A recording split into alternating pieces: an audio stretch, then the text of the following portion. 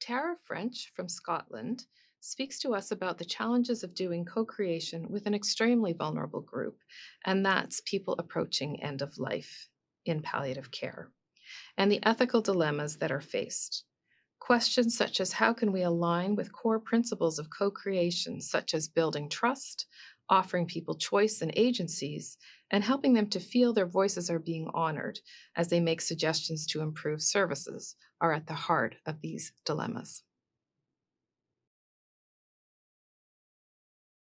So I'll touch on a few reflections from a project that I worked on with my research partner, Sneha, who can't be here with us this week. But we worked on this together, and it is in the context of palliative care, so I just want to say that. I'm glad that there's support here, but I hope you'll find that what I share is actually trying to take a positive part of palliative care. It doesn't sound right saying those two things together, but we were working with people to really understand how could we really put palliative care on the agenda in Scotland, both in terms of policy, but also in terms of research, and most importantly in terms of what services and support and care should really look like. And in some cases, when you think about involving people who have a diagnosis of something which is then life-shortening, there are a lot of ethical dynamics around that when you then think about involving people in research. But we felt that this is so important that we give people choice. I think when we're involving people in co-design and asking people to be part of a project, that they actually have that choice to make for themselves about whether they want to be part of something or not. And in this context, it was really important that although we were looking to co-design, with people with lived experience, with policymakers, trying to cover all of those different parts of the system, that was then really hard as well, because we had to think about how do we bring all of those people together, how do we build that trust in the relationships, because this is people's real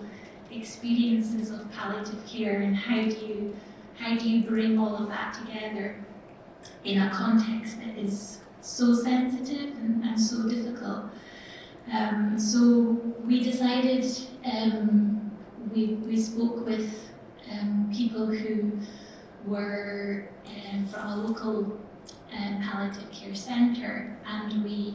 asked them what's the best way to go about this? How can we actually be involving and engaging people in co-design? How should we actually have that conversation? Where should that conversation take place? What language should we use to talk about it? Because you're engaging with people who are dying,